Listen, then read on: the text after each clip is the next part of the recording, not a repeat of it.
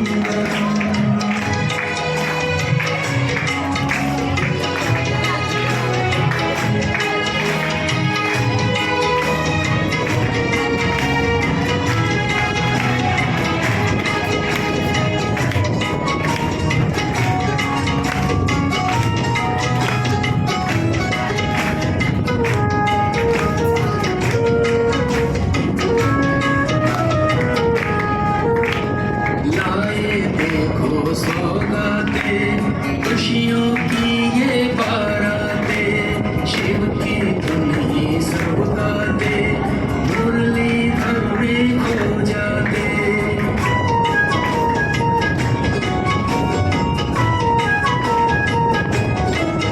ओ शिव के रंग में हम जाते। ओम शांति। स्वागत है साधु महाराज आपनो આજના માજરોલ ગામ પરથી આપ સૌનું અમે ખૂબ ખૂબ સ્વાગત કરીએ છીએ। સ્વાગત છે, સ્વાગત બધા તાળીઓથી વધારે।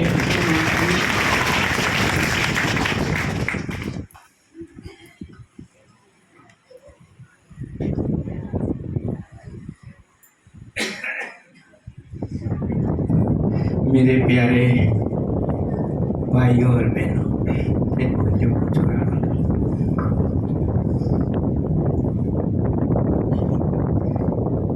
आज वो बड़ी दीदी उनके साथ हमें लेके आई। मैंने कहा बहन जी, मैं तो इधर उधर भटकता रहता हूँ, ये साधु बाबा को हम सफेद वस्त्रधारी बहनों के साथ क्यों ले जाती है।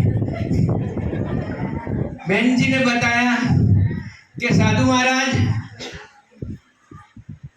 आपको जो परमात्मा की बात समझ में आई, परमात्मा का परिचय जो मिला, कहां से मिला, कैसे मिला, एक अनुभव हम जब मांजरोल में आज कार्यक्रम करने जा रहे हैं तो हमारे साथ जरूर आइए और मांजरोल के सभी भाई बहनों को अपना खुद का अनुभव बताइए।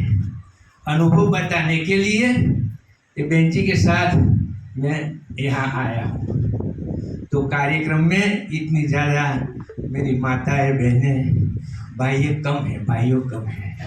जब मैं प्रयागराज में गया था तो जितनी महिलाएं उतना ही भाई हो, जितनी महिलाएं उतना ही भाई।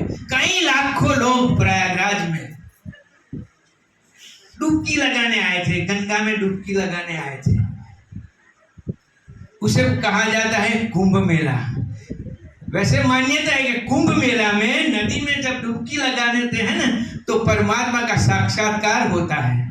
लाखों लोग आए, कई लोगों से हमें मिला और पूछा कि भाई साहब, आपको परमात्मा का कोई साक्षात्कार या तो कोई अनुभव हुआ? तो कई लोग जिसने मैंने पूछा, इसमें कोई लोगों ने ये नहीं बताया कि परमात्मा का कुछ न कुछ हमें साक्षात्कार हुआ है, ऐसा कोई अनुभव हुआ है। मुझे भी नहीं हुआ, मैंने भी कितनी बार डुबकियां लगाई।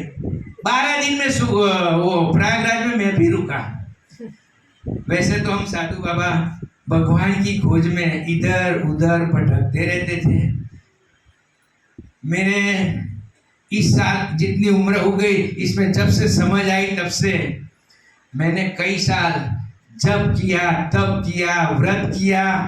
दान करने के लिए हमारे पास तो कुछ है ही नहीं, हम क्या दान करें, हम तो कभी सभी के पास भिक्षा मांगते हैं। अरे आगे चलकर क्या बताऊं, 12 ज्योतिर्लिंग का भी मैंने दर्शन किया, अमरनाथ गया, बद्रीनाथ गया, केदारनाथ गया, कहीं भी मुझे भगवान का साक्षात्कार या अनुभव नहीं हुआ। वहां से भी थक गया, फिर मैं हिमालय में गया और हिमालय में गया तो एक पांव पर खड़ा रहा और कितनी साल मैंने तपस्या की कि परमात्मा मुझे दर्शन करवा दो, मुझे साक्षात्कार करवा दो। वहां भी मुझे कोई फिर वो अभी प्रयागराज में कुंभ मेला का आयोजित हुआ, इसमें मैं गया। तो भगवान का परिचय जैसे नदी में स्नान करने से, डुबकी लगाने से होता है, वो भी अनुभव नहीं हुआ। पर परमात्मा को ढूंढने के लिए इधर उधर जहां जाओ था मैं ढूंढता रहा। तो ढूंढता ढूंढता एक जगह पर बोर्ड लिखा था प्रजापिता ब्रह्मा कुमारी ईश्वरीय विश्वविद्यालय। मैंने सोचा ईश्वर की वो विश्वविद्यालय है, चलो हम जाए, कुछ ना कुछ समझ तो ले। वहाँ छोटी छोटी बहनें थी, एक ऐसे चित्र लगाए थे, चित्र द्वारा जब मैं अंदर उनका स्टॉल में एंटर हुआ तो बहन जी खड़े होकर बोली, आइए साधु महाराज, आइए साधु महाराज, हम आपको परमात्मा का सत्य परिचय बताएं। मैंने सोचा इतनी साल मेरी पसार हो गई, मेरा जन्म कितनी सालों से ऐसे गुजर रहा है, फिर भी मुझे परमात्मा का परिचय नहीं मिला। लेकिन ये सफेद वस्त्रधारी बहनें वो बता रही कि साधु महाराज हमें आपको परमात्मा का सत्य परिचय बताया। अंदर ने अंदर मैंने इतनी खुशी प्राप्त की कि बहनें क्या बोल रही है, वो सच है, क्या बात है, संशय हुआ। फिर भी जब बहनें में एक चित्र द्वारा मुझे समझाने लगी कि परमात्मा कौन है, पहले तो बहन जी ने बताया कि साधु महाराज ये तो आपका शरीर है, साधु बाबा आप नहीं है, आप तो ओरिजिनल में आत्मा है। साधु बाबा जो तो आपका अभी रोल कर रहे हैं आप, ठीक है, वही बात बता रहे, आप खुद आत्मा है और सभी आत्माओं का पिता परमात्मा एक है। बहन जी आगे बता रही थी, उसने खबर होगा सर कि साधु महाराज इंग्लिश भी जानते होंगे। इंग्लिश क्या है मुझे तो पता नहीं। बहन जी बोलने लगी God is one, God is truth, God is life. बहन जी ठहरिए, वो क्या बोल रही है आप हिंदी में बताइए। तो बहन जी ने बहुत अच्छी बात सुनाई, गॉड इज वन, ये इंग्लिश में बोल रही थी। तो उन्होंने कहा परमात्मा एक है, हिंदी में बताया परमात्मा एक है, God is one, God is truth, उनका मतलब है परमात्मा सत्य है। तीजू को परमात्मा गॉड इज लाइट, परमात्मा प्रकाश स्वरूप है। इतनी अच्छी बात बहन जी ने बताई, मेरे मन को छूने लगी, वो बात छूने लगी। बहन जी आगे बताइए। तो बहन जी ने आगे बताया कि परमात्मा ने जब गीता में कहा, साधु बाबा आप गीता समझते हो? मैंने सोचा बहन जी गीता का नाम सुना है लेकिन गीता का एक भी अध्याय मुझे नहीं आता। मैंने दिल खोल के जवाब दे दिया, गीता का एक भी अध्याय मुझे नहीं आता। तो ठीक है, बहन जी ने बताया यदा यदा ही धर्मस्य ग्लानिर्भवति भारत अभ्युत्थानम अधर्मस्य तदात्म्यहम सुधाम्यहम। साधु बाबा भगवान ने गीता में वो वायदा किया है, जब विश्व पर धर्म की अति ग्लानि होती है ना, तब स्वयं परमात्मा प्रभु पिता परमात्मा इस भारत की भूमि पर अवतरित होते हैं। मैंने बोला बहन जी अवतरित का मतलब क्या होता है? बहन जी की मैंने भी परीक्षा ली, अवतरित शब्द मुझे समझ में आता है लेकिन अच्छी तरह से समझ में नहीं आया। तो बहन जी ने बताया अवतरित होना माना कि साधु बाबा जिसका जन्म होता है उनका मृत्यु होता है, परंतु परमात्मा अवतरित होते हैं, उनका जन्म नहीं है इसीलिए उनका मृत्यु नहीं होता है। ये सदा के लिए है ही है, सदा के लिए है, उसको कहा जाता है अवतरित होते हैं। पर काया प्रवेश करते हैं, उनका जन्म नहीं होता है। किसी इंसान की वो बॉडी शरीर का आधार लेता है और उनमें प्रवेश करता है और प्रवेश कर उनके मुख द्वारा एक गीता में कहा हुआ वायदा निभाने के लिए, गीता का सत्य ज्ञान देकर हम सभी पापी आत्माओं को पावन बनाने के लिए ये सत्य ज्ञान दे रहे हैं। तो परमात्मा शिव ये निराकार है, उनका कोई आकार नहीं है, ये निराकार है। वही बात बहन जी ने बहुत अच्छी तरह से समझाई, बहुत अच्छी तरह से मुझे छू गया। लेकिन कुंभ मेला में तो कितने लाखों लोग थे, मेरे जैसे तो कितने साधु बाबा आते जाते रहते।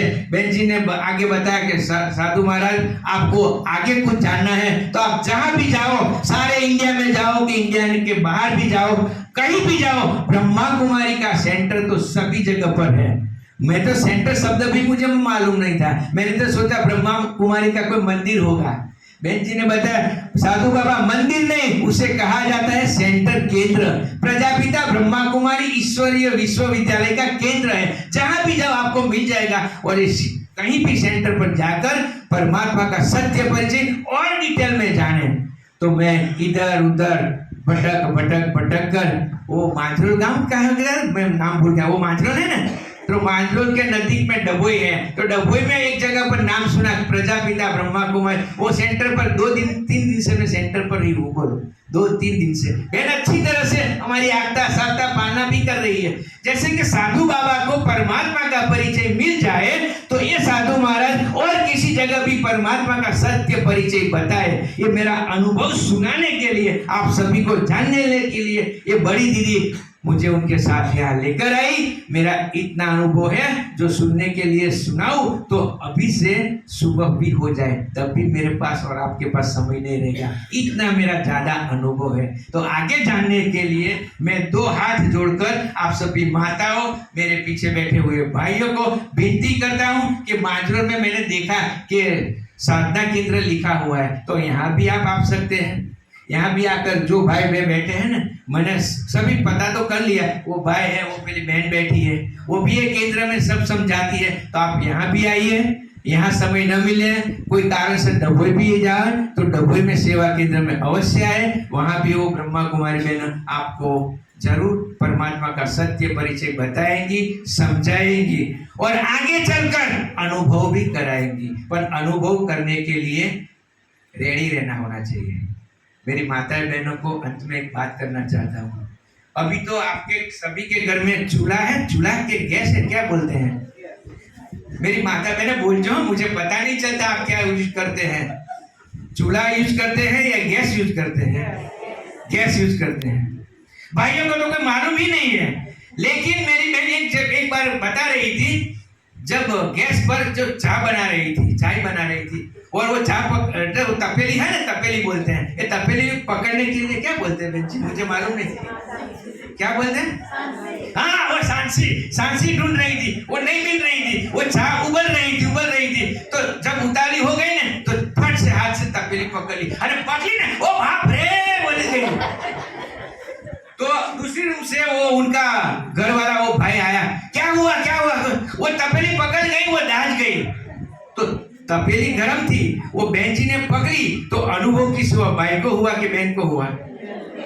तो अनुभव करने के लिए वो तपेली को तो पकड़ना पड़ेगा, ठीक है? तो परमात्मा का सत्य परिचय, परमात्मा का अनुभव करने के लिए हमें आत्मा को तपाना पड़ेगा, ठीक है ना?